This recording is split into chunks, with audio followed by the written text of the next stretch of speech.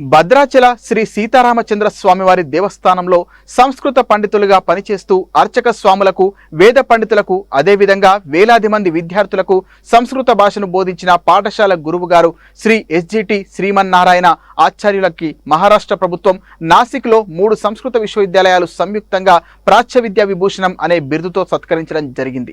దేవస్థానం ఉద్యోగి ఎంతో ఉన్నతమైన పురస్కారాన్ని అందుకున్నందుకు భద్రాచల శ్రీ సీతారామచంద్ర స్వామివారి దేవస్థానం అలాగే ఉద్యోగ సంఘం గురువు గారికి సత్కారాన్ని ఏర్పాటు చేశారు. మంగళ వాద్యంతో గురువుగారి దంపతులకు స్వాగతం పలికి తిరుపరి వట్టం సమర్పించి ఆలయ మర్యాదను వేదాశీర్వచనాన్ని అందించడం జరిగింది. చిత్రకూట మండపంలో సభను ఏర్పాటు చేసి వారిని ఘనంగా సత్కరించడం జరిగింది.